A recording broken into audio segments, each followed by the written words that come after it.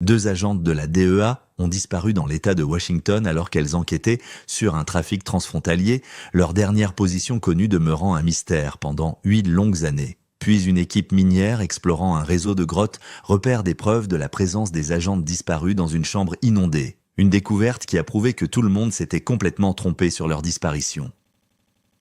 La sonnerie stridente perça le sommeil de Marcus Rivera à exactement 8 heures du matin, l'arrachant à des rêves devenus de plus en plus agités au cours des 8 dernières années. Sa main tâtonna sur la table de nuit de son appartement à Seattle, renversant un verre d'eau à moitié vide avant de trouver son téléphone. L'identifiant affichait le nom de sa supérieure des opérations internationales de la DEA. La directrice Patricia Thornton n'appelait jamais aussitôt, à moins que quelque chose d'important ne se soit produit. « Rivera ?» répondit-il, la voix encore épaisse de sommeil. « Marcus, j'ai besoin que tu t'assoies si ce n'est pas déjà fait. » La voix de la directrice Thornton portait une gravité inhabituelle qui dissipa immédiatement le brouillard de son esprit. « Nous avons du nouveau dans l'affaire d'Elena. » Le nom de sa sœur le frappa comme un coup physique. 8 ans de questions sans réponse, 8 ans à se demander si elle était morte ou vivante, 8 ans de culpabilité pour ne pas avoir été là quand elle avait le plus besoin de lui. Marcus serra le téléphone plus fort, ses articulations blanchissant contre l'étui noir. Carl Hendricks et son équipe minière effectuaient des relevés minéraux de routine dans un système de puits abandonné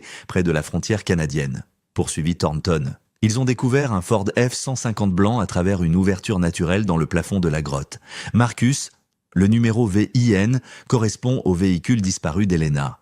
La pièce sembla basculer. Marcus se força à respirer, à assimiler ce qu'il entendait. Le camion, c'est bien le leur? La vérification sur le terrain le confirme. Le véhicule semble être tombé ou avoir été poussé à travers l'ouverture au-dessus, atterrissant dans une caverne partiellement inondée en dessous. Je t'envoie les coordonnées maintenant.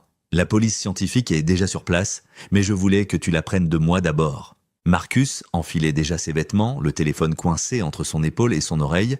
Depuis combien de temps est-il là-bas? Y a-t-il des signes de... Il ne put terminer sa phrase. C'est l'un des aspects préoccupants, dit prudemment Thornton. Bien qu'il soit supposément immergé depuis 8 ans, le rapport préliminaire indique une rouille et des dégâts d'eau étonnamment minimes. Le chef de l'équipe médico-légale pense qu'il aurait pu être placé là beaucoup plus récemment que la date de disparition initiale. Ces implications firent frissonner Marcus.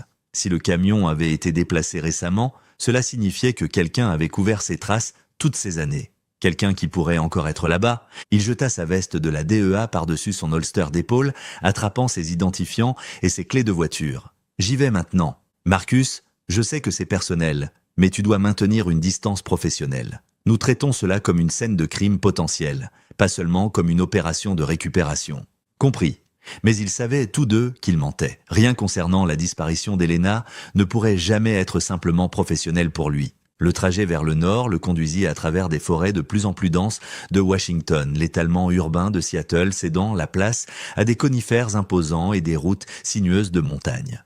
Marcus avait parcouru cet itinéraire d'innombrables fois dans les mois suivant la disparition d'Elena et de sa partenaire Sarah Collins, suivant chaque piste, vérifiant chaque signalement. Elles enquêtaient sur des routes de contrebande présumées le long de la frontière, se concentrant sur les couloirs utilisés pour déplacer drogue et personnes entre la Colombie-Britannique et l'État de Washington. Leur dernier enregistrement avait été routinier, juste une autre opération de surveillance dans une carrière qui en comptait beaucoup. Le GPS le conduisit vers une route d'accès en gravier qui n'existait pas 8 ans auparavant, probablement tracée par la compagnie minière pour leurs travaux d'exploration. Des cônes orange et des véhicules de la DEA marquèrent le centre de commandement improvisé établi à l'entrée de la grotte. La scène bourdonnait d'activité, des équipes médico-légales en combinaison blanche, des forces de l'ordre local maintenant un périmètre, et l'efficacité lugubre de professionnels qui traitaient régulièrement avec la mort. Marcus se gara et s'approcha de la responsable médico-légale, une femme dans la cinquantaine aux yeux perçants derrière des lunettes de sécurité. Elle se présenta comme docteur Sarah Lindstrom. « Agent Rivera, on m'avait dit de vous attendre, dit-elle, sa voix portant un mélange de professionnalisme et de sympathie. Je veux vous préparer à ce que nous avons trouvé. » Ils marchèrent vers une tente qui avait été érigée près de l'entrée de la grotte, passant devant des marqueurs de preuves et du matériel photographique. À l'intérieur, 3 housses mortuaires reposaient sur des tables d'examen, chacune étiquetée avec des numéros d'identification préliminaires. « Nous avons récupéré 3 corps dans la grotte jusqu'à présent, » expliqua Dr Lindstrom.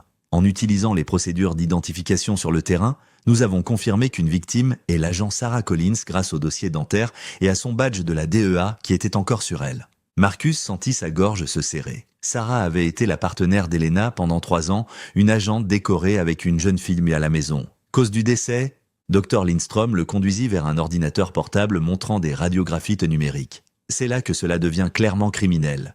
L'agent Collins présente des signes de traumatisme contondant au crâne, des blessures incompatibles avec un accident de véhicule ou une chute. Le schéma suggère des coups délibérés avec un objet lourd. Cela fait basculer toute notre enquête de disparition à homicide. Les 2 autres corps, tous 2 féminins, significativement décomposés. Pas de correspondance dans les bases de données des personnes disparues pour l'instant. Nous effectuons des tests ADN et vérifions également auprès des autorités canadiennes. Elle fit une pause, étudiant le visage de Marcus. Agent Rivera, je dois être clair sur un point. Nous avons minutieusement fouillé le véhicule et la zone immédiate de la grotte. Le corps de l'agent Elena Rivera ne figure pas parmi ceux que nous avons récupérés. Ces mots le frappèrent avec un mélange de soulagement et d'appréhension renouvelée. Si Elena n'était pas dans la grotte avec Sarah et le camion, que lui était-il arrivé? S'était-elle échappée initialement pour rencontrer sa fin ailleurs? Ou, et cette pensée le glaçait plus que tout autre, avait-elle été emmenée vivante? Dr Lindstrom lui montra le camion à travers l'ouverture de la grotte, utilisant de puissants projecteurs pour éclairer la caverne en contrebas. Le F-150 blanc était partiellement immergé, ses marquages DEA encore visibles malgré l'eau trouble. Le voir ramena des souvenirs d'Elena montrant fièrement son nouveau véhicule assigné, plaisantant sur le fait d'avoir enfin un camion capable de gérer le terrain accidenté des patrouilles frontalières. Les dégâts d'eau minimes sont déroutants, poursuivit Dr Lindstrom. Ce système de grotte s'inonde de façon saisonnière. Si le camion avait été ici 8 ans, nous nous attendrions à une détérioration beaucoup plus importante. Notre évaluation préliminaire suggère qu'il est là depuis 6 mois tout au plus. Marcus parcourut le manifeste de récupération une fois de plus, espérant avoir manqué quelque chose, que le nom d'Elena apparaîtrait quelque part sur la liste. Mais elle restait absente, un fantôme qui n'avait laissé derrière elle que des questions et le corps d'une partenaire comme preuve de violence. Nous élargissons la grille de recherche, l'assura Dr Lindstrom.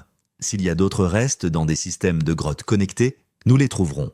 Mais Marcus savait, après 8 ans de recherche, que certaines personnes ne voulaient pas être trouvées. Et certains secrets valaient la peine de tuer pour les garder enterrés. Il fixa l'ouverture de la grotte, se demandant si Elena avait regardé à travers ce même puits de lumière dans ses derniers moments, ou si son histoire s'était poursuivie au-delà de ce trou sombre dans la terre. Quoi qu'il en soit, le meurtre de Sarah Collins prouvait une chose. Sa sœur et sa partenaire ne s'étaient pas simplement perdues ou n'avaient pas eu d'accident. Elles avaient été ciblées et leur tueur avait fait de grands efforts pour cacher les preuves. Le motel Cascade Ridge se dressait comme une relique d'une autre époque, son enseigne au néon défraîchi clignotant par intermittence dans la lumière grise de l'après-midi. Marcus se gara dans le parking en gravier juste après midi, son corps lourd d'une fatigue qui dépassait l'épuisement physique. Le poids émotionnel de voir le corps de Sarah Collins, de confronter la réalité violente de ce qui était arrivé à la partenaire de sa sœur, pesait sur lui comme un poids physique. La directrice Thornton avait été ferme au téléphone. « Prends la période de repos obligatoire, Marcus. 4 heures minimum, ce n'est pas une demande. » Le protocole de la DEA existait pour une raison. Les agents émotionnellement compromis commettaient des erreurs, manquaient des détails cruciaux, se faisaient tuer ou faisaient tuer d'autres personnes. Il savait qu'elle avait raison, mais chaque moment loin de l'enquête lui semblait être une trahison envers la mémoire d'Elena. La chambre du motel sentait le nettoyant industriel et la vieille moquette, une combinaison qui rendait l'espace encore plus isolé. Marcus posa son arme de service sur la table de nuit avec une précision soignée, suivie de la pile de dossiers qu'il avait pris dans son véhicule. 8 ans de rapports, de témoignages et de pistes sans issue qu'il avait lus tant de fois qu'il pouvait les réciter de mémoire. Ses mains tremblaient alors qu'il dévissait le bouchon d'une bouteille d'eau. Le tremblement n'avait rien à voir avec l'air frais de la montagne ou le manque de nourriture, c'était un pur crash d'adrénaline mêlé de chagrin. Voir ce camion dans la grotte, savoir que Sarah était morte violemment, tandis qu'Elena restait portée disparue, avait brisé le petit réconfort qu'il s'était construit autour de l'incertitude. Pendant 8 ans, il avait pu se dire qu'elles avaient peut-être simplement disparu, commencé de nouvelles vies quelque part. Maintenant, cette illusion était impossible. Il venait juste d'enlever sa veste, la suspendant sur la chaise près de la fenêtre, quand un coup ferme interrompit sa solitude. 3 coups mesurés, autoritaires, officiels. Par le Judas, il vit un officier en uniforme, grand et large d'épaules, avec des cheveux grisonnants visibles sous son chapeau de campagne. Marcus ouvrit la porte, gardant son corps positionné pour bloquer la vue de son arme sur la table de nuit. « Je peux vous aider ? Agent Rivera ? Je suis le shérif Wade Thompson, comté de Cascade. » L'homme tendit une grande main, sa poigne ferme, mais légèrement moite. « Je m'excuse pour l'intrusion, mais j'ai une affaire urgente concernant le dossier de votre sœur. » L'uniforme du shérif était impeccable, son badge poli, tout dans son apparence suggérait une compétence professionnelle. Pourtant, quelque chose dans ses yeux bleu pâle semblait étrange, une nervosité qui ne correspondait pas à son allure autoritaire. « Entrez, shérif !» Marcus s'écarta, remarquant comment le regard de Thompson balaya immédiatement la pièce, s'attardant sur les dossiers et l'arme. Thompson retira son chapeau, révélant une ligne de cheveux reculante sombre de transpiration malgré la fraîcheur d'octobre. « J'irai droit au but. J'ai un informateur confidentiel qui prétend avoir des informations sur l'agent Rivera. Elena, je veux dire, votre sœur. » Le pouls de Marcus s'accéléra. « Quel genre d'informations ?» C'est là que ça se complique. Thompson déplaça son poids, sa main se dirigeant inconsciemment vers son arme de service avant de retomber à son côté. Cette personne a eu quelques expériences négatives avec les agences fédérales. Elle a spécifiquement demandé à ne parler qu'à un membre de la famille d'Elena, pas dans le cadre officiel de la DEA. Elle est craintive, prête à fuir au premier signe d'une enquête formelle. Où est cet informateur maintenant? C'est pour ça que je suis ici. Elle est prête à vous rencontrer, mais seulement dans un lieu de son choix, quelque part de privé, loin de toute surveillance potentielle. Le téléphone de Thompson vibra et il y jeta un coup d'œil rapide avant de continuer. Je sais que c'est irrégulier, mais étant donné la valeur potentielle de l'information, Marcus étudia attentivement le shérif. Qu'est-ce que cet informateur vous a exactement dit? Pourquoi se manifester maintenant, après 8 ans? La découverte dans la grotte fait parler les gens, dit Thompson, ces mots venant plus rapidement maintenant. Les vieux secrets ont tendance à refaire surface quand des corps commencent à apparaître. Écoutez, je comprends votre scepticisme, mais j'ai participé aux recherches initiales. Je veux des réponses autant que vous. J'apprécie cela, shérif. Dites-moi quelles preuves ont été récupérées aujourd'hui. Je n'y étais que brièvement. Thompson se pencha en avant, son intérêt s'aiguisant. C'est ce que j'espérais que vous pourriez me dire. Mon département a été tenu à l'écart, juridiction fédérale et tout ça. Les 3 corps ont-ils tous été identifiés? Des effets personnels récupérés? 2 des victimes restent non identifiées. Sarah Collins a été confirmée grâce au dossier dentaire. Et le véhicule? Insista Thompson. J'ai entendu dire qu'il était étonnamment bien conservé. L'équipe médico-légale a dû mentionner leurs estimations de chronologie. Des sonnettes d'alarme retentirent dans l'esprit de Marcus. Les questions du shérif étaient trop spécifiques, trop centrées sur les détails des preuves plutôt que sur les victimes. Ils traitent encore la scène. Pourquoi demandez-vous ça? J'essaie juste de comprendre l'ensemble de la situation. Thompson essuya son front avec le dos de sa main. Et Elena? Était-elle? Son corps était-il parmi ceux récupérés? C'était là, un éclair de quelque chose dans les yeux de Thompson quand Marcus secoua la tête. Du soulagement, cela apparut et disparut si rapidement que Marcus douta presque de l'avoir vue.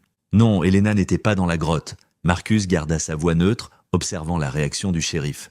C'est... Thompson fit une pause, se ressaisissant visiblement. Eh bien, cela laisse l'espoir qu'elle ait pu survivre à l'incident initial. Raison de plus pour rencontrer mon informateur. Dites-moi, shérif, l'équipe médico-légale va-t-elle élargir ses recherches, faire venir des ressources supplémentaires comme un radar à pénétration de sol?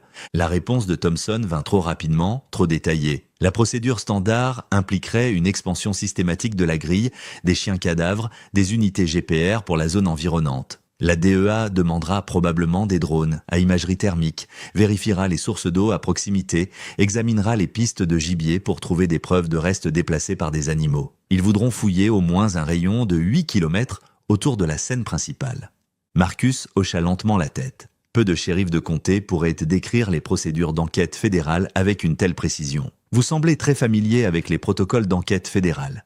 J'ai déjà travaillé avec votre agence, dit Thompson, mais ses yeux se détournèrent. Des problèmes de juridiction transfrontalière principalement. Nous devons coordonner les ressources, nous assurer que nous ne dupliquons pas les efforts. Bien sûr, Marcus se leva, un signal clair que la conversation se terminait. Je devrais d'abord autoriser toute réunion avec ma supérieure. Le temps est un facteur ici, insista Thompson, se levant également. Mon informateur n'attendra pas longtemps. Cette personne a peur à Jean Rivera. Quoi qu'elle sache, ça l'a fait regarder par-dessus son épaule pendant 8 ans. Donnez-moi 2 heures. Je vous contacterai par les canaux officiels. La mâchoire de Thompson se crispa, mais il acquiesça. 2 heures. Après cela, je ne peux pas garantir qu'elle sera encore disposée à parler. Il se dirigea vers la porte, puis s'arrêta. Agent Rivera, je sais ce que c'est de perdre quelqu'un. J'avais aussi une sœur, morte dans un accident de voiture à 23 ans. Ne pas savoir, ce serait encore pire. Ces mots sonnaient creux, une performance qui n'atteignait pas tout à fait les yeux de Thompson. Marcus maintint son expression de gratitude jusqu'à ce que la porte se ferme, puis se déplaça immédiatement vers la fenêtre. Il observe Thompson s'asseoir dans sa voiture de patrouille pendant plusieurs minutes, semblant passer un appel téléphonique animé avant de finalement s'éloigner. Tous les instincts que Marcus avait développés en 15 ans à la DEA criaient au danger. Les questions spécifiques de Thompson, sa connaissance détaillée, l'apparition opportune d'un informateur quelques heures seulement après la découverte des corps, tout formait un schéma trop suspect pour être ignoré. Mais s'il y avait ne serait-ce qu'une chance que le shérif ait de vraies informations sur Helena, Marcus ne pouvait pas l'écarter complètement. Il prit son téléphone pour appeler la directrice Thornton, puis hésita. Les canaux officiels signifiaient des réponses officielles, et Thompson serait immédiatement informé de toute enquête fédérale. Si le shérif était impliqué d'une manière ou d'une autre, l'alerté ne ferait que lui donner le temps de couvrir ses traces. Marcus récupéra son arme de service, vérifiant le chargeur avant de la remettre dans son étui. Quelle que soit la véritable intention de Thompson, une chose était claire, le shérif en savait plus sur la disparition d'Helena que n'importe quel représentant local de la loi non impliqué. Et son soulagement, à peine dissimulé en apprenant que le corps d'Helena n'était pas dans la grotte, suggérait que cette connaissance valait la peine d'être protégée. Le bureau de terrain de la DEA occupait le 15e étage d'un bâtiment fédéral au centre-ville de Seattle. Ses fenêtres, offrant une vue panoramique sur Elliott Bay, que Marcus remarqua à peine en passant le contrôle de sécurité à 14 heures. Son esprit bouillonnait avec les implications de la visite de Thompson, rejouant chaque micro-expression, chaque question trop spécifique, chaque moment de soulagement à peine dissimulé quand il avait appris que le corps d'Helena n'avait pas été trouvé. La salle des archives bourdonnait du bruit blanc des systèmes de climatisation conçus pour préserver des décennies de dossiers. Marcus consulta d'abord les dossiers numériques, ses doigts volant sur le clavier alors qu'il accédait au rapport initial de personnes disparues. Celui qu'il avait lui-même déposé 8 ans plus tôt quand Helena n'avait pas donné signe de vie après 48 heures. Lire ses propres mots raviva la panique brute de ses premiers jours, le passage progressif de l'inquiétude au désespoir à mesure que les heures devenaient des jours puis des semaines. Mais c'étaient les contributions de Thompson à l'enquête qui attiraient maintenant son attention. Le shérif avait déposé son premier rapport à 7h23 le matin suivant la disparition d'Helena et Sarah. Remarquablement détaillé pour quelqu'un qui prétendait avoir été hors service la nuit précédente. Marcus relut l'évaluation de Thompson avec un regard neuf, ses soupçons se cristallisant à chaque paragraphe.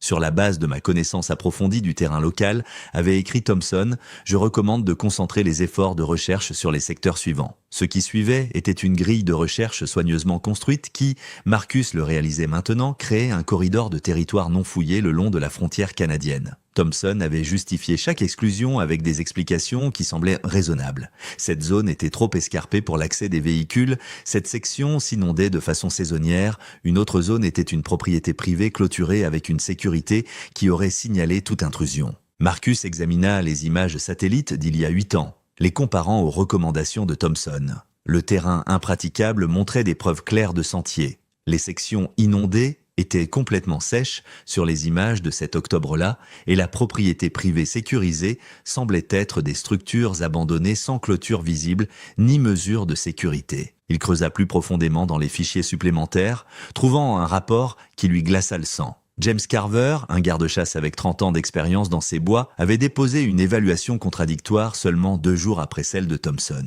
Carver avait noté des chemins bien établis à travers les secteurs 7 et 9. Exactement les zones que Thompson avait déclarées impraticables. Le garde avait même mentionné des traces récentes de véhicules incompatibles avec les opérations forestières, près du système de grotte. Pourtant, d'une façon ou d'une autre, le rapport de Carver avait été enterré dans des fichiers supplémentaires, jamais intégrés à l'enquête principale. Les doigts de Marcus volaient sur le clavier, consultant les bases de données des personnes disparues pour le comté de Cascade et les juridictions environnantes. Il définit des paramètres pour la dernière décennie, se concentrant sur les zones de patrouille de Thompson. Les résultats le firent se renverser dans son fauteuil, un frisson parcourant son échine. 17 cas de disparition le long des routes de patrouille régulières de Thompson. La moyenne de l'État pour des zones rurales similaires était de 4 à 5 sur la même période. Les victimes montraient un schéma inquiétant. Principalement des jeunes femmes, beaucoup d'entre elles immigrantes ou voyageant seules, des personnes dont les disparitions pourraient ne pas déclencher immédiatement des recherches à grande échelle. Maria González, 28 ans, immigrante sans papier, vue pour la dernière fois faisant de l'autostop près de la frontière. Ashley Chen, 19 ans, étudiante universitaire dont la voiture était tombée en panne sur l'autoroute 20. Natasha Volkov, 24 ans, touriste russe, qui avait disparu lors d'une randonnée en solitaire. Cas après cas, tous portant la signature d'évaluation de Thompson. Disparition probablement volontaire. Franchissement probable de la frontière pour éviter les contrôles d'immigration. Aucune preuve d'acte criminel. Le shérif avait efficacement fermé la porte à des enquêtes plus approfondies avec ses rapports autoritaires, et les complexités juridictionnelles signifiaient que les agences fédérales remettaient rarement en question les évaluations des forces de l'ordre locales. Marcus accéda à la base de données partagée des forces de l'ordre, utilisant ses accréditations fédérales pour consulter les journaux de service de Thompson d'octobre, 8 ans plus tôt. Le registre officiel montrait des patrouilles de routine, rien d'extraordinaire. Mais quand Marcus recroisa avec les reçus de carburant du parc automobile du comté, une disparité flagrante émergea. Les patrouilles consignées de Thompson auraient dû consommer environ 130 km d'essence. Les reçus montraient qu'il avait brûlé assez d'essence pour 385 km, le triple de la distance. Où Thompson avait-il conduit cette nuit-là? La réponse vint d'une source inattendue. Enfoui dans les fichiers supplémentaires de l'enquête originale, Marcus trouva des données brutes d'antennes relais qui avaient été collectées mais apparemment jamais analysées. Dans le chaos d'une opération de recherche multi-agences, il semblait que personne n'avait pensé à vérifier où le téléphone de Thompson avait borné. Marcus passa les données par un logiciel de cartographie regardant les mouvements de Thompson peindre un tableau accablant. À 23h47, environ 2 heures après le dernier enregistrement d'Helena, le téléphone de Thompson avait borné près du système de grotte. La même grotte où le camion venait d'être trouvé. Il était resté dans cette zone pendant plus d'1 heure, son téléphone se connectant aux antennes dans un schéma cohérent avec quelqu'un se déplaçant autour de l'endroit, pas seulement en traversant. Puis, à 2h15 du matin, les signaux le montraient se dirigeant vers le nord en direction de la frontière canadienne avant de finalement retourner en ville. Le shérif avait été sur la scène du crime la nuit où Helena et Sarah avaient disparu. Il y avait passé un temps considérable, des heures avant qu'un rapport de personnes disparues ne soit déposé, avant que quiconque, à l'exception de leur tueur, ne sache que quelque chose n'allait pas. Marcus sentit le poids des preuves s'installer sur ses épaules. Un shérif corrompu, stratégiquement positionné pour faciliter les opérations de contrebande, dissimulant systématiquement des disparitions, très probablement impliqué dans le meurtre de 2 agents fédéraux. Mais savoir et prouver étaient 2 choses différentes, surtout lorsqu'il s'agissait d'accuser un collègue des forces de l'ordre. Il comprit avec une clarté cristalline pourquoi il ne pouvait pas encore signaler cela par les canaux officiels. La communauté des forces de l'ordre était étroitement interconnectée. Toute enquête sur Thompson déclencherait des alertes immédiates dans le système. Le shérif saurait en quelques minutes qu'il faisait l'objet d'une enquête. Les preuves disparaîtraient, les témoins s'évanouiraient ou se rétracteraient, et toute chance de découvrir ce qui était vraiment arrivé à Helena s'évaporerait. Marcus commença à copier méthodiquement des fichiers sur un disque dur externe crypté. Des registres financiers montrant que Thompson vivait bien au-delà du salaire d'un shérif de comté.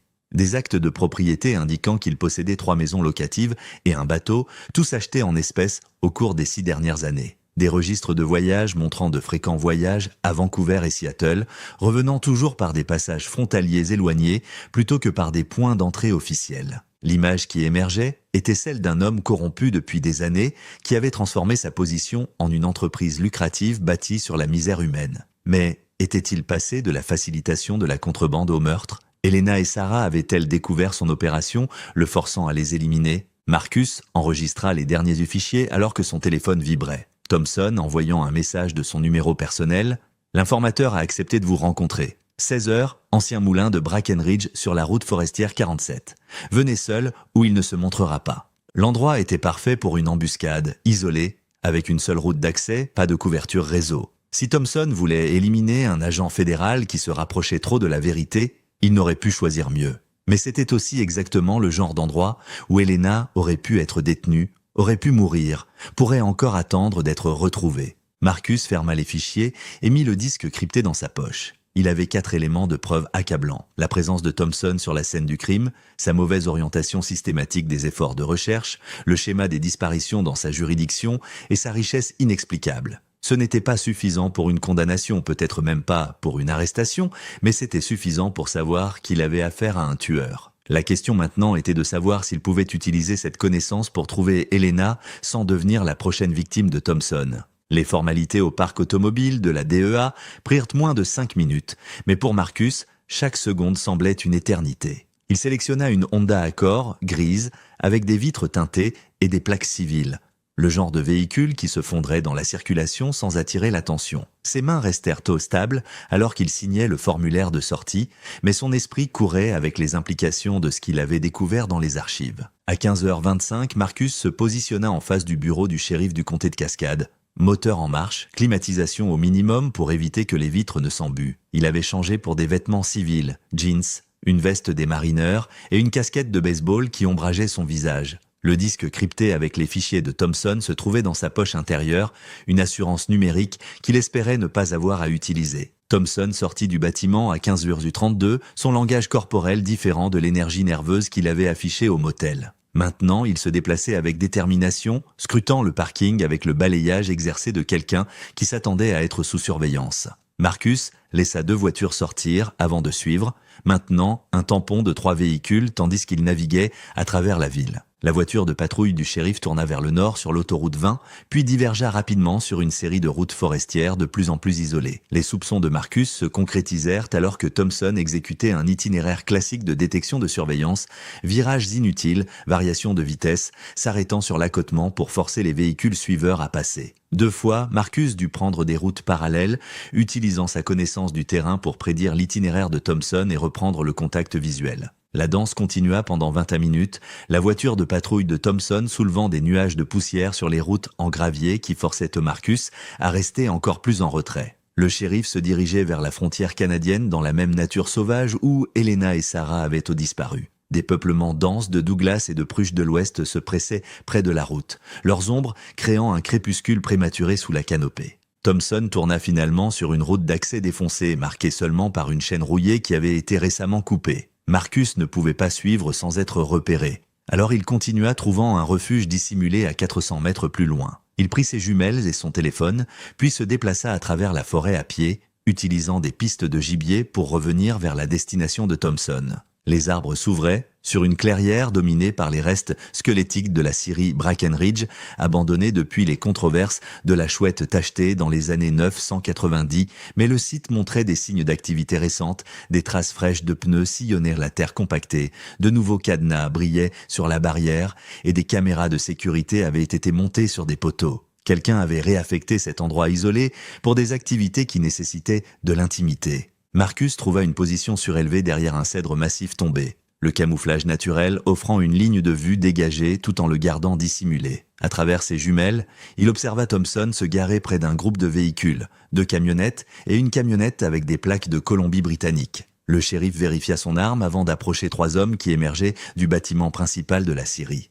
La reconnaissance frappa Marcus comme un coup physique. Il connaissait ces visages des briefings de renseignement de la DEA. Victor Kozlov, soupçonné de faire passer de la drogue à travers les forêts frontalières. Chen Wei, lié à des opérations de trafic humain, et Robert Bobby Tanner, un local qui avait été interrogé mais jamais inculpé dans plusieurs affaires de contrebande. Les 3 hommes qui semblaient toujours échapper au filet des forces de l'ordre, qui savaient toujours exactement quand et où éviter les patrouilles. Maintenant, Marcus comprenait pourquoi. Thompson salua les hommes avec une aisance familière, acceptant tape dans le dos et poignées de main comme de vieux amis. Kozlov sortit une épaisse enveloppe manille de sa veste que Thompson accepta sans hésitation. Le dos du shérif était tourné vers Marcus alors qu'il comptait le contenu, mais son langage corporel suggérait sa satisfaction avec le paiement. Marcus réussit à capturer plusieurs photos avec le zoom de son téléphone. Les preuves numériques, granuleuses, mais suffisamment claires pour identifier toutes les parties. Le vent changea, portant des fragments de conversation à travers la clairière. Marcus s'efforça d'entendre, captant des morceaux qui lui glacèrent le sang. Présence fédérale accrue depuis la découverte de la grotte, disait Thompson. Ils élargiront la grille de recherche d'ici quelques jours. Alors nous déplaçons tout ce soir, répondit Kozlov, son accent prononcé, mais compréhensible. L'entrepôt nord d'abord. Chen Wei gesticula avec colère. C'est trop rapide. Nous avons des produits en transit, des acheteurs qui attendent la livraison. Préfères-tu t'expliquer auprès des acheteurs ou des agents fédéraux ? Interrompit Thompson. Je m'occuperai du nettoyage au site nord, comme je l'ai fait il y a 8 ans. La référence désinvolte à il y a 8 ans, quand Helena avait disparu, glaça le sang de Marcus. Il se força à rester immobile, à continuer d'enregistrer malgré la rage qui montait dans sa poitrine. « Qu'en est-il des corps dans la grotte ?» demanda Tanner nerveusement. « S'ils identifient les 2 autres, ils ne le feront pas, dit fermement Thompson. Maria et sa fille ne sont dans aucune base de données qui compte. Juste 2 illégales de plus qui ont disparu en traversant la frontière. Maria et sa fille. Marcus enregistra les noms, pensant aux 2 corps non identifiés dans la grotte, des victimes qui avaient maintenant des noms sinon justice. Thompson sortit son téléphone composant un numéro. « Ouais, c'est moi. Nous avons un problème. Le frère Rivera pose des questions. » Le nom de Marcus sur les lèvres du shérif donnait l'impression qu'une cible était peinte sur son dos. Il était trop intéressé par les preuves, demandant l'élargissement de la zone de recherche. « Combien penses-tu que le gars de la DEA sait vraiment sur ce qui est arrivé à sa sœur ?» La réponse était inaudible, mais les mots suivants de Thompson portaient au clairement. « Il pourrait être un problème qui nécessite d'être traité. Il séjourne au Cascade Ridge, chambre 12, je peux... » Kozlov saisit le bras de Thompson. « Plus d'agents fédéraux. Tu en as tué 2 et regarde où nous en sommes maintenant. »« Je nous ai gardés en sécurité pendant 8 ans, grogna Thompson. Si Rivera continue de creuser, il trouvera le site nord. Alors nous sommes tous finis. »« Alors nous le vidons ce soir ?» dit Chen Wei d'un ton décisif. « Tout, produits, équipements, registres. Brûler ce que nous ne pouvons pas déplacer. »« Et la marchandise ?» demanda Tanner. Marcus réalisa avec une horreur grandissante que marchandise signifiait des personnes, des victimes de trafic. « Déplacez-les par le corridor habituel, dit Thompson, je m'assurerai que les unités de patrouille sont ailleurs. Nous avons peut-être 6 heures avant que Rivera puisse mobiliser une véritable recherche. » La réunion commença à se disperser, les hommes se dirigeant vers leurs véhicules avec l'efficacité d'une opération bien rodée. Marcus se retira soigneusement à travers la forêt, l'esprit en ébullition. Il avait trouvé la conspiration, un shérif corrompu facilitant le trafic de drogue et d'êtres humains qui avait assassiné des agents fédéraux pour protéger l'opération. Mais maintenant, ils savaient qu'il était une menace et ils accéléraient leur calendrier. Le site Nord, que Thompson avait mentionné, était-ce là qu'Helena avait été détenue ou elle aurait pu mourir? La référence au nettoyage, comme il y a 8 ans, suggérait que Thompson avait déjà éliminé des preuves auparavant, peut-être Helena elle-même. Marcus atteignit son véhicule et vérifia immédiatement la présence de surveillance ou de dispositifs de suivi. Une précaution qui semblait maintenant clairvoyante plutôt que paranoïaque.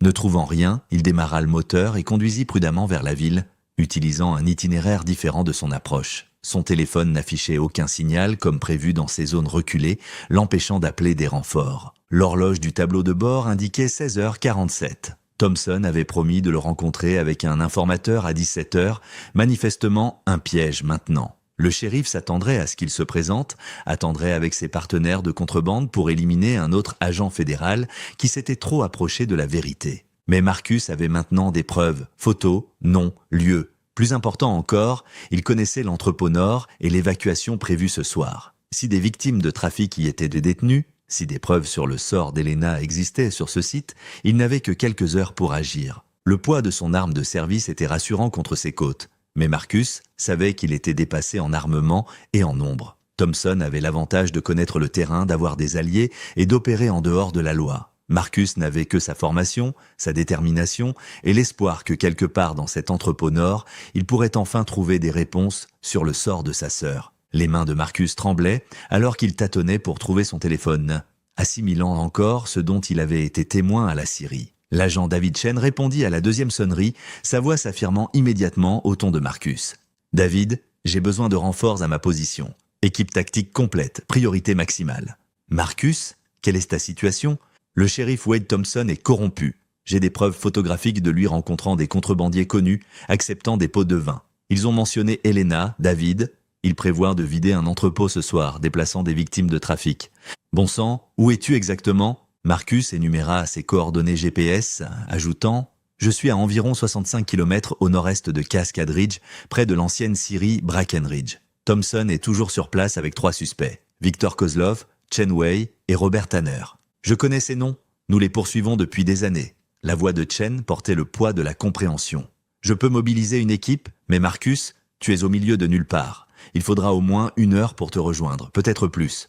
1 heure ? Le cœur de Marcus s'effondra. En 1 heure, des preuves pourraient être détruites, des victimes déplacées et toute trace du sort d'Helena effacée à jamais. C'est déjà poussé fort, je vais rassembler tous les effectifs disponibles, mais, Chen fit une pause, Marcus n'engage pas seul. Tu es en infériorité numérique et en sous-armement. À travers ses jumelles, Marcus observa Thompson se diriger urgemment vers son véhicule de patrouille. Tout le comportement du shérif avait changé. Disparu était la calme calculée de la réunion. Maintenant, il se déplaçait avec une panique à peine contrôlée, ouvrant brusquement un compartiment dissimulé derrière le siège arrière de sa voiture. « David, il est en mouvement. » Thompson sort des objets d'un compartiment caché. Marcus ajusta les jumelles, son souffle se coupant alors qu'il cataloguait ce que Thompson extrayait. Des piles de documents allaient dans un sac de sport, suivis de ce qui ressemblait à des liasses d'argent enveloppées de plastique. Puis vinrent les armes, un fusil à pompe tactique et ce qui semblait être un AR-15, tous deux non standards pour un shérif de comté. Il a une stratégie de sortie préparée, rapporta Marcus. Documents, argent, armes lourdes, ce n'est pas spontané, il avait un sac d'évacuation prêt. Ce qui signifie qu'il a toujours su que ce jour pourrait arriver, dit Chen gravement. Marcus, recule, attends l'équipe. Mais même pendant que Chen parlait, le téléphone de Thompson sonna. À travers les jumelles, Marcus observa le visage du shérif se tordre de rage. Thompson gesticula sauvagement, criant quelque chose d'inaudible, puis claqua son téléphone contre le capot de la voiture de patrouille. Quelle que soit la nouvelle qu'il avait reçue, elle avait complètement brisé son sang-froid. Thompson jeta le sac de sport dans son véhicule et démarra en trombe, le gravier volant, alors qu'il accélérait sur une route forestière menant plus profondément dans la nature sauvage. « Il s'enfuit », dit Marcus, se dirigeant déjà vers sa Honda. « Direction nord sur une route de service, plus profondément dans la forêt. » Marcus, ne... David, il a mentionné nettoyer un site nord, comme il l'a fait il y a 8 ans. Il sait où est Elena. C'est peut-être ma seule chance. Bon sang. La frustration de Chen se transmettait clairement par téléphone. Garde ton téléphone allumé, je suivrai ton GPS tant que tu auras du signal. L'équipe suivra ta piste.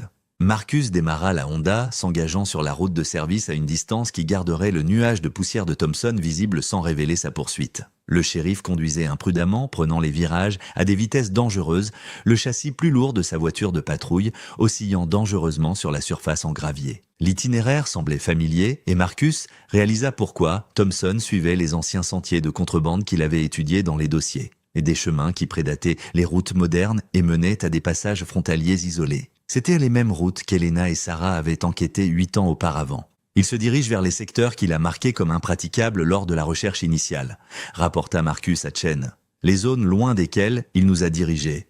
C'est salaud, marmonna Chen. Tiens-moi au courant toutes les quelques minutes tant que tu as du signal. Mais à mesure qu'il grimpait au plus haut dans les montagnes, Marcus observa les barres de signal de son téléphone disparaître une par une. La forêt dense et le terrain montagneux créaient des zones mortes que la technologie moderne ne pouvait pas pénétrer. Il parvint à une dernière mise à jour avant de perdre complètement la connexion. « David, je suis sur la route forestière 347, direction nord vers la référence de grille. » Il énuméra les coordonnées qu'il avait mémorisées des anciennes cartes de recherche. Ce sont les zones que Thompson a déclarées comme ayant été minutieusement fouillées. Si tu me perds, commence ici.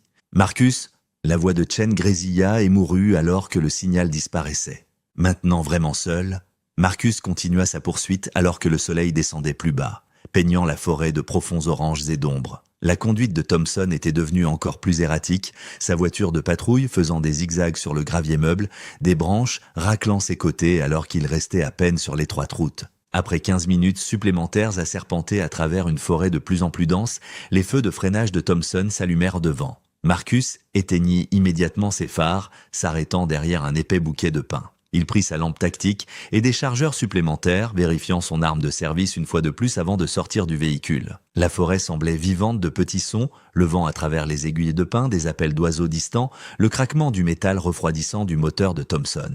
Marcus se déplaçait prudemment à travers les sous-bois, utilisant les compétences affinées lors de sa formation tactique à la DEA pour rester silencieux sur le sol forestier. Les arbres s'ouvrirent sur une petite clairière, à peine visible dans le crépuscule qui s'estompait. La voiture de patrouille de Thompson était garée de travers, portière du conducteur ouverte, la lumière intérieure créant une petite flaque d'illumination. Le shérif lui-même se tenait à 6 mètres de là, devant une parcelle de terrain qui semblait différente du sol forestier environnant.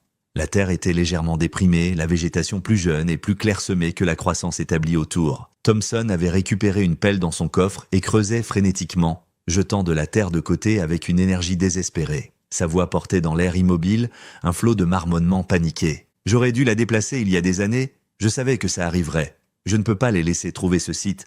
Preuves encore ici. Stupide de la garder si proche. » Marcus sentit son cœur se serrer. Elle, Thompson creusait la tombe d'Elena. Dégainant son Glock, Marcus s'avança dans la clairière. « Posez la pelle, Thompson, main où je peux les voir. » Le shérif se retourna, sa main se dirigeant vers son arme holstérée. Marcus avait déjà anticipé le mouvement, son arme braquée au centre de masse. « Ne faites pas ça », avertit Marcus. « C'est fini, Wade. Posez la pelle et éloignez-vous de la tombe. » Le visage de Thompson était strié de sueur et de terre, ses yeux hagards dans la lumière mourante. Mais au lieu d'obtempérer, il rit, un son brisé qui ne contenait aucun humour. « La tombe ?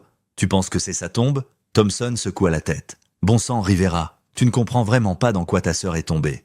Alors explique-moi. » Marcus gardait son arme stable malgré le tremblement dans sa voix. « Dis-moi ce qui est arrivé à Elena. » Thompson laissa tomber la pelle, mais garda sa main près de son arme. Elle était censée faire une surveillance de routine, juste un agent fédéral de plus vérifiant les routes de contrebande et remplissant des rapports que personne ne lirait. Mais Helena, elle était trop douée pour son travail, trop persistante. Continue, Marcus pouvait sentir le poids du moment, sachant qu'il était finalement sur le point d'apprendre la vérité. Elle a trouvé le point de transfert par accident. Nous déplacions une cargaison, drogues et filles, le convoi habituel. Sarah Collins a immédiatement essayé de le signaler, a pris sa radio. La voix de Thompson devint froide. Kozlov l'a abattue avant qu'elle ne puisse dire un mot. Un tir net à la tête, elle est morte instantanément. Et Helena ?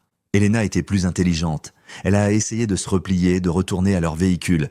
Mais nous ne pouvions pas la laisser partir. Pas après ce qu'elle avait vu. L'opération était trop précieuse. Des millions en drogue, des dizaines de filles déplacées par notre corridor chaque année. Thompson essuya la sueur de son front avec une main sale. Les patrons la voulaient vivante. Ils avaient besoin de savoir ce que la DEA savait. Qui d'autre enquêtait? Combien de temps nous avions avant que d'autres agents n'arrivent? La prise de Marcus sur son arme se resserra. Vous l'avez torturé? Pendant 2 mois, l'aveu de Thompson sortit platement, comme un fait. Gardé dans un conteneur d'expédition que nous avions converti en cellule pour la marchandise difficile. Les patrons ont fait venir un spécialiste, quelqu'un qui savait comment briser les gens sans les tuer. Mais ta sœur? Il secoua la tête avec quelque chose qui ressemblait presque à de l'admiration. Helena était plus coriace que quiconque ne l'avait prévu. Raconte-moi tout.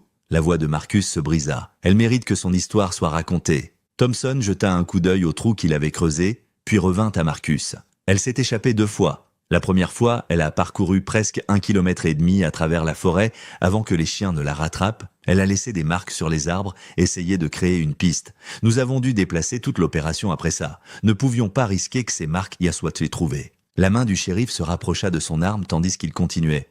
La deuxième fois, elle a réellement réussi à cacher des preuves. Des photos, des documents qu'elle avait volés, un morceau ensanglanté de sa chemise avec une note. Elle a tout enterré dans une cache qu'elle a marquée. C'est ce que je déterre, pas son corps, mais son dernier pied de nez à notre rencontre. Si les fédéraux élargissent leur grille de recherche, ils la trouveront éventuellement. Où est-elle, Thompson? Où est le corps d'Helena? Tu veux savoir comment elle est morte? Le désespoir de Thompson se transforma en cruauté. Quand elle a finalement craqué, après des semaines d'interrogatoire, tu sais quelle information elle nous a donné? Des numéros de badge d'il y a 5 ans. Des fréquences radio obsolètes, des programmes de patrouille qui avaient changé 3 fois depuis sa capture. Elle nous a manipulés, nous a donné des renseignements sans valeur pour gagner du temps, espérant que quelqu'un la trouverait. Marcus entendit des moteurs au loin, encore faibles mais se rapprochant. Thompson les entendit aussi, sa panique revenant. Nous avons réalisé qu'elle ne nous donnerait jamais rien d'utile. Le spécialiste voulait la vendre, disait qu'elle rapporterait bon prix sur certains marchés. Une agente fédérale comme trophée, mais elle avait vu trop de visages, savait trop de choses. Alors je m'en suis occupé moi-même. La voix de Thompson baissa. Un tir derrière la tête? Comme sa partenaire, elle est morte courageusement, si ça compte. N'a jamais supplié, n'a jamais cessé de se battre. Où est son corps? Exigea Marcus, sa vision se brouillant de larmes qu'il ne pouvait pas encore se permettre de verser. Thompson sourit froidement. À ton avis? Nous avions un crématorium pour les problèmes comme elle. Pas de corps, pas de preuves, pas de clôture pour les familles qui posaient trop de questions. Ta sœur est morte, Rivera, depuis 8 ans.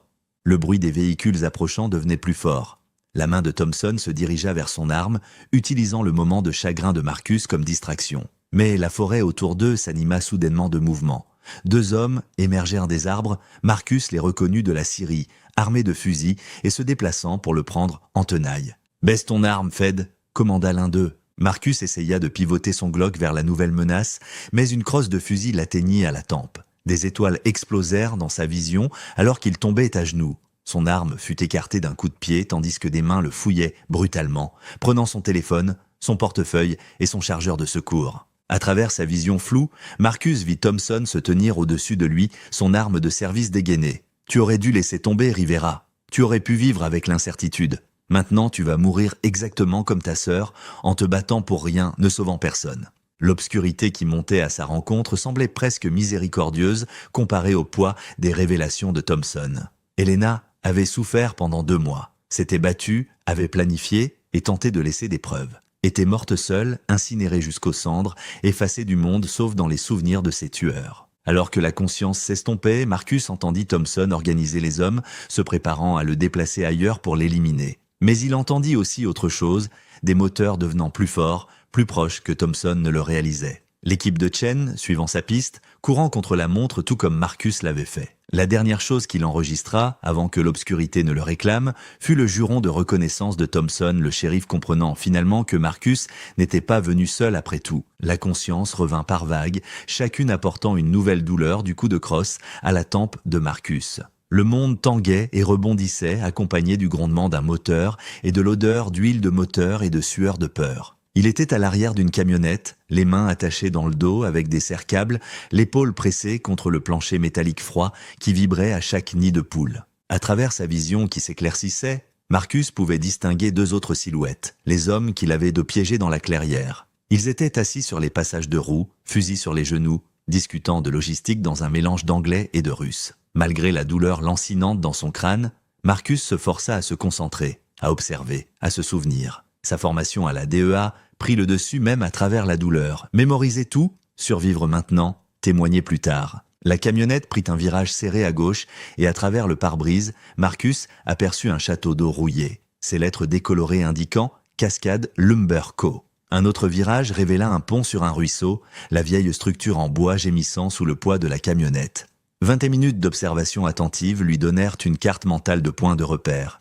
Une station-service incendiée, une formation rocheuse distinctive, une antenne relais sur une crête lointaine. Des miettes de pain qui pourraient guider les sauveteurs jusqu'à lui en supposant qu'ils vivent assez longtemps pour les partager. Le complexe d'entrepôt se matérialisa depuis la forêt comme un cancer de tôle ondulée et de béton brisé. Ce qui avait été autrefois une installation prospère de traitement du bois servait maintenant un objectif plus sombre. Des traces fraîches de pneus croisaient les plus anciennes dans la terre. Des caméras de sécurité sur de nouveaux poteaux couvraient chaque approche. Les fenêtres étaient peintes en noir de l'intérieur et Marcus remarqua des unités de climatisation. Inhabituelles pour un bâtiment abandonné mais nécessaires pour stocker certaines drogues et empêcher la cargaison humaine de suffoquer. Ils le traînèrent hors de la camionnette, ses jambes instables à cause de la blessure à la tête. La porte principale de l'entrepôt s'ouvrit pour révéler une scène digne des pires cauchemars de Marcus. La puanteur âcre le frappa d'abord, déchets humains, corps non lavés, sueur de peur et quelque chose de chimique en dessous. L'éclairage industriel illuminait un espace divisé par des clôtures à mailles en cellules improvisées. Chaque cage contenait plusieurs victimes, principalement des jeunes femmes et des adolescentes, certaines à peine plus âgées que des enfants. Elles se blottissaient ensemble sur de minces matelas, beaucoup montrant des ecchymoses, des vêtements déchirés, le regard vide de celles qui avaient appris que crier n'apportait que punition. « Madre de Dios » murmura une fille, se pressant contre la clôture alors qu'il traînait la Marcus devant d'elle. D'autres reculèrent, conditionnés à craindre toute nouvelle arrivée comme un client potentiel ou un tourmenteur. Le long du mur du fond, Marcus compta au moins 50 kilos de ce qui ressemblait à de l'héroïne dans des emballages sous vide, plus des boîtes marquées de symboles pharmaceutiques qui contenaient probablement du fentanyl. Une station sophistiquée d'emballage de drogue occupait un coin, complète avec des presses industrielles et des balances. Ce n'était pas seulement de la traite des êtres humains, c'était une entreprise criminelle à spectre complet où les êtres humains n'étaient qu'une autre marchandise à acheter, vendre et jeter. Thompson était déjà là, engagé dans une discussion animée avec un homme que Marcus reconnut comme Victor Kozlov.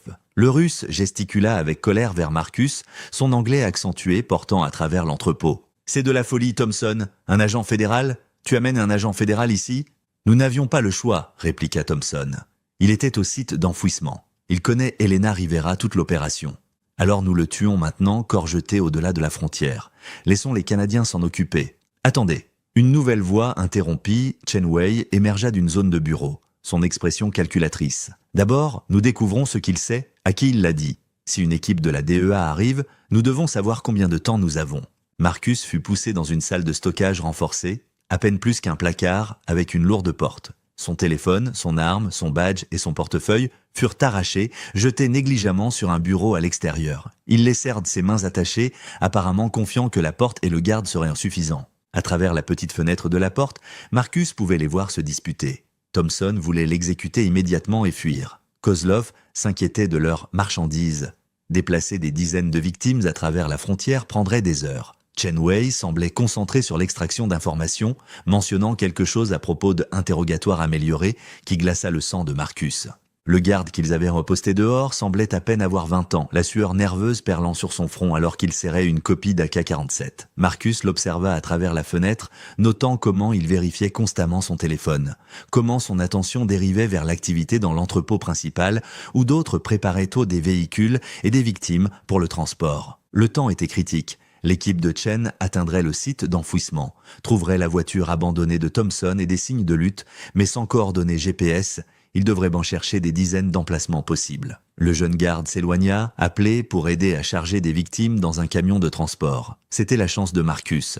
La salle de stockage avait des étagères métalliques et Marcus trouva ce dont il avait besoin, un support avec un bord tranchant où la peinture s'était écaillée. Il frotta ses serre-câbles contre celui-ci, sentant le plastique s'enfoncer dans ses poignets, le sang rendant ses mains glissantes. La douleur était atroce mais nécessaire. Après 5 minutes de sciage, les liens se rompirent finalement. Marcus scanna rapidement la pièce à la recherche d'armes, mais ne trouva que des produits de nettoyage et de vieux papiers. Par la fenêtre, il pouvait voir la veste du garde accrochée à une chaise, son téléphone visible dans la poche. L'entrepôt principal fourmillait d'activité alors que les trafiquants se préparaient à l'évacuation. Leur attention concentrée sur la logistique plutôt que sur leurs prisonniers. Se déplaçant silencieusement, Marcus entr'ouvrit la porte. La veste était à 1 mètre. Il saisit le téléphone, l'alluma et composa le numéro de Chen de mémoire. Une sonnerie. 2. Le garde revenait parlant à un autre trafiquant. Chen répondit la voix familière. Entrepôt, victime de trafic, GPS sur ce téléphone. Chuchota urgemment Marcus, entendant des pas approcher. Otages multiples, armes lourdes. Le garde tourna le coin, ses yeux s'écarquillant de choc en voyant Marcus libre avec son téléphone. L'entraînement prit le dessus, Marcus saisit un tuyau métallique de l'étagère et frappa fort, atteignant le jeune homme à la tempe. Le garde s'effondra, son arme claquant sur le béton. Marcus attrapa l'AK-47, vérifiant le chargeur plein sécurité désactivé. Heure d'amateur, il pouvait entendre des cris depuis l'entrepôt principal. Quelqu'un appelant le garde. Par la porte, il pouvait voir les trafiquants poussant des victimes vers des véhicules de transport, préparant l'exécution de leur plan d'évacuation. Les mathématiques, elles étaient à des brutales. Un agent fédéral avec une arme empruntée contre au moins 6 trafiquants armés avec des dizaines de vies innocentes en jeu. Mais Marcus entendait aussi autre chose, distant mais se rapprochant, des moteurs. Plusieurs véhicules approchant rapidement sans sirène. L'équipe tactique de Chen opérant dans l'obscurité et le silence. Un trafiquant apparut dans l'embrasure de la porte atteignant son arme de poing. Marcus tira une rafale contrôlée, l'abattant avant de se replier à couvert. L'entrepôt explosa en cris et mouvements. « Agent fédéral !» cria Marcus. « Déposez vos armes !» La réponse fut un tir d'armes automatique qui déchiqueta le cadre de la porte au-dessus de sa tête. Mais son annonce avait eu l'effet escompté, la panique. Certains trafiquants coururent vers les sorties, d'autres prirent des positions défensives et surtout, ils arrêtèrent de charger les victimes dans les véhicules. Marcus se déplaça vers les cages, restant bas. Une adolescente, peut-être 16 ans, était pressée contre la clôture à mailles, des larmes ruisselant sur son visage. « Por favor, ayúdanos » supplia-t-elle. « Restez baissés » ordonna Marcus en espagnol. « De l'aide arrive, tout le monde au sol, loin des murs. » La voix de Thompson résonna à travers l'entrepôt. « Rivera, tu viens de signer leur arrêt de mort. Nous tuerons chaque témoin avant l'arrivée de tes renforts. » Marcus vit Kozlov se diriger vers les cages, avec son fusil levé, prêt à exécuter les témoins. Sans hésitation, Marcus sortit de sa couverture, tirant en se déplaçant. Sa rafale atteignit Kozlov à l'épaule, le faisant tournoyer. Des tirs de riposte forcèrent Marcus derrière un pilier en béton, des éclats de ciment piquant son visage. La porte principale de l'entrepôt explosa vers l'intérieur. « DEA, agents fédéraux !» Exclamation marque. L'équipe tactique se déversa, armes braquées, se déplaçant avec une précision exercée. Les trafiquants, pris entre Marcus et l'équipe, firent des choix désespérés. Certains se rendirent immédiatement, déposant leurs armes et levant les mains, d'autres choisirent de se battre. L'air se remplit de cordites et de tonnerre. Marcus resta bas, essayant de couvrir la zone des victimes. Il vit Chen Wei tentant de prendre l'équipe tactique de flanc et tira, le forçant à reculer. Puis une douleur brûlante traversa le bras gauche de Marcus. Une balle, l'ayant traversé, qui le fit tournoyer sur le côté. À travers le chaos, il vit un trafiquant levant son arme vers les cages, vers une jeune fille qui ne pouvait pas avoir plus de 14 ans. Sans réfléchir, Marcus se jeta en avant, la protégeant de son corps alors que l'arme tirait. Il sentit l'impact dans son gilet, contusionnant ses côtes mais arrêtant la pénétration. Zone dégagée, suspect à terre, médic. Les appels de l'équipe tactique indiquaient que le combat se terminait. Marcus resta positionné au-dessus de la fille jusqu'à ce qu'il entende la voix de Chen directement au-dessus de lui. « Bon sang, Marcus, tu es touché ?»« Les victimes ?» halta Marcus, roulant sur le côté. Vérifiez d'abord les victimes. La fille qui l'avait protégée sanglotait, serrant sa main valide avec les siennes, murmurant « Gracias encore et encore ». Autour d'eux, des agents fédéraux coupèrent les cadenas, ouvrirent les cages, appelant des soutiens médicaux supplémentaires. L'entrepôt, qui avait été une chambre d'horreur, se transformait en opération de sauvetage. Thompson était au sol menotté, le sang suintant d'une blessure à la jambe. Kozlov était inconscient, traité par des médecins. Chen Wei n'avait pas survécu à la fusillade. Au total, 3 trafiquants étaient morts, 4 en détention. Plus important encore, Marcus compta 32 victimes conduites en sécurité, 32 vies qui continueraient parce que l'enquête d'Elena, même dans la mort, avait finalement porté ses fruits. Alors qu'un médecin s'occupait de son bras, Marcus observait les victimes enveloppées dans des couvertures, recevant de l'eau, traitées avec la dignité qui leur avait été refusée. Certaines regardaient autour d'elles avec incrédulité, incapables de traiter le fait que leur cauchemar se terminait. D'autres pleuraient de soulagement ou restaient assises dans un silence choqué. « Ce n'est qu'un site, dit Thompson d'où il gisait, sa voix amère. Vous n'avez aucune idée de la profondeur de tout ceci, combien plus. Alors vous feriez mieux de commencer à parler, interrompit Chen, se tenant au-dessus de lui, parce que votre seule chance d'éviter une condamnation à mort est une coopération totale. Marcus ferma les yeux, laissant le médecin travailler. Ils avaient en sauvé ses victimes, arrêté cette opération, mais Elena était toujours partie. Pourtant, il pouvait presque entendre la voix de sa sœur dans l'entrepôt, voir sa détermination féroce dans les yeux survivants de la fille secourue. Elle aurait été fière de ce moment, même si elle ne pouvait pas le partager. L'entrepôt ressemblait à un centre de triage de champs de bataille, des ambulanciers se déplaçant entre les victimes avec une efficacité exercée tandis que des agents fédéraux traitèrent la scène. Marcus était assis sur le haillon d'une ambulance, grimaçant alors qu'un médecin nettoyait et bandait sa blessure au bras. La balle avait traversé proprement le triceps, douloureux mais pas handicapant. Autour de lui, les victimes secourues étaient soignées, interrogées, réconfortées. Certaines seraient réunies avec des familles qui avaient abandonné tout espoir. D'autres n'avaient personne vers qui retourner, leur vie à jamais altérée par l'horreur qu'elles avaient endurée. « Monsieur, nous devons vraiment vous transporter pour un traitement approprié », insista l'ambulancier, préparant une perfusion. « Vous avez perdu du sang, possible commotion cérébrale due au traumatisme crânien ?»« Non. » La voix de Marcus sortit brute, brisée. « Pas encore !» Chen s'approcha, la compréhension inscrite sur son visage. Il avait coordonné suffisamment d'opérations pour reconnaître quand un agent avait besoin de clôture plus que de soins médicaux. L'équipe médico-légale se mobilise pour retourner au site d'enfouissement. Dr Lindstrom était déjà en route avec un radar à pénétration de sol. Thompson a dit qu'elle n'y était pas, qu'il l'avait incinérée. Les mots avaient un goût de cendre dans la bouche de Marcus. Thompson dit beaucoup de choses, répondit doucement Chen, mais il creusait pour quelque chose, découvrons quoi. L'ambulancier regarda entre eux, frustration évidente. Chen négocia un compromis. Des médecins de terrain les accompagneraient, Marcus accepterait un traitement de base pendant le transport, et il se soumettrait à un examen complet après l'enquête sur le site. Ce n'était pas idéal, mais c'était mieux que de regarder Marcus essayer de conduire lui-même avec un bras fonctionnel et une commotion cérébrale. Le convoi se déplaça à travers l'obscurité. Véhicules tactiques, fourgons médico-légaux, ambulances transportant les victimes les plus traumatisées vers des hôpitaux. Thompson roulait dans un transport blindé, sa blessure à la jambe traitée, ses droits lus, sa carrière et sa liberté définitivement terminée. 2 autres trafiquants survivants étaient séparés dans différents véhicules pour empêcher la coordination des récits. Marcus roulait avec Chen, un médecin surveillant ses signes vitaux tandis qu'il regardait la forêt sombre. Chaque kilomètre les rapprochait des réponses qu'il désirait et redoutait à la fois. La clairière semblait différente sous l'illumination dure des projecteurs portables. La voiture de patrouille de Thompson restait là où il l'avait abandonnée, le trou à moitié creusé, une plaie sombre dans la terre. Dr Lindstrom dirigeait déjà la mise en place de l'équipement, son équipe se déplaçant avec une précision soignée. « Agent Rivera, vous devriez être à l'hôpital. »« Après, dit simplement Marcus. « S'il vous plaît ?» Elle acquiesça, comprenant le poids du moment. Nous détectons des objets métalliques à environ 1,20 m de profondeur, cohérents avec de l'équipement tactique.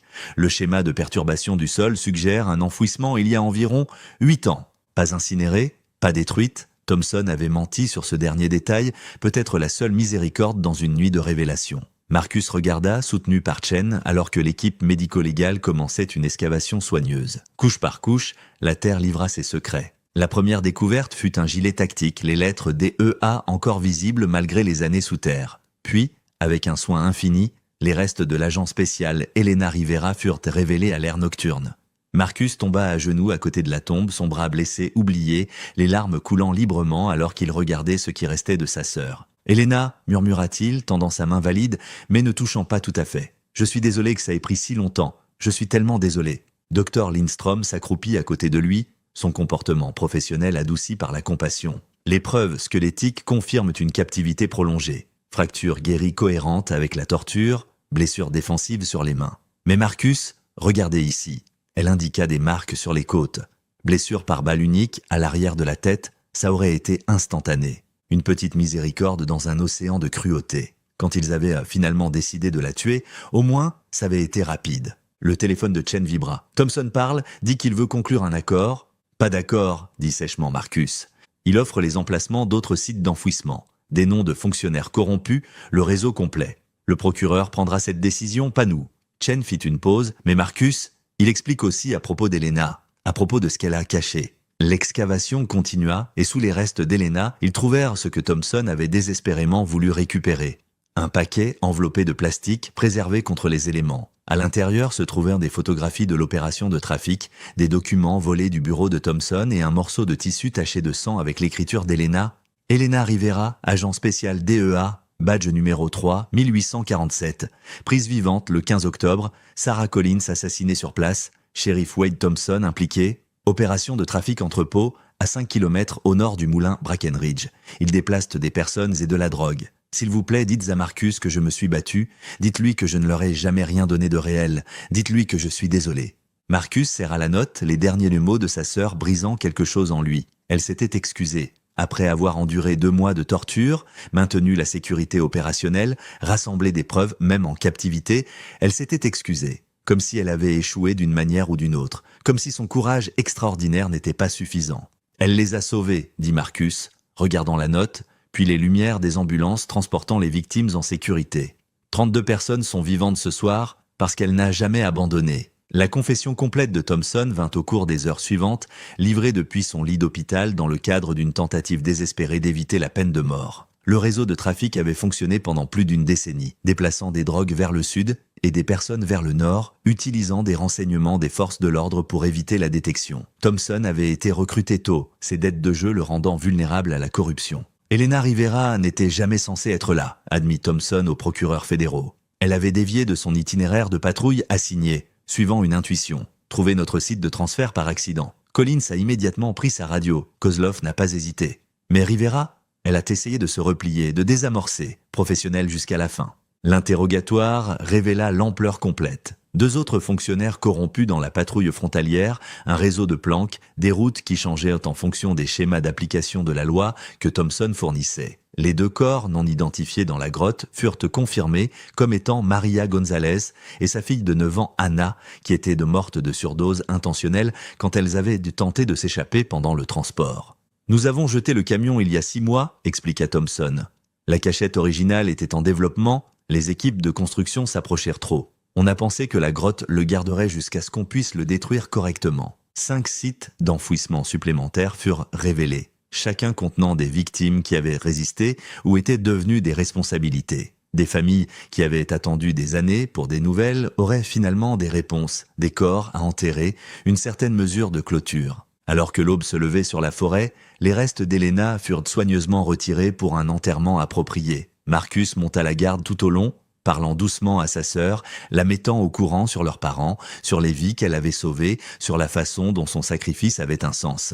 Les médecins vérifiaient périodiquement ses signes vitaux, préoccupés par le choc et la perte de sang, mais comprenaient que cette veillée était aussi nécessaire que tout traitement médical. « Tu es prêt ?» demanda doucement Chen, alors que la camionnette du médecin légiste se préparait à partir. Marcus jeta un dernier regard à la clairière où sa sœur avait été cachée pendant 8 ans, où elle avait utilisé ses derniers moments de contrôle pour cacher des preuves qui détruiraient finalement ses tueurs, où Thompson avait pensé que l'obscurité et la terre pourraient enterrer la vérité à jamais. « Elle s'est battue, dit Marcus, la note d'Elena soigneusement pliée dans sa poche. Même à la fin, même quand elle savait qu'elle allait mourir, elle s'est battue pour laisser quelque chose derrière elle, pour sauver d'autres. Il accepta finalement les soins des ambulanciers, les laissant le guider vers une ambulance.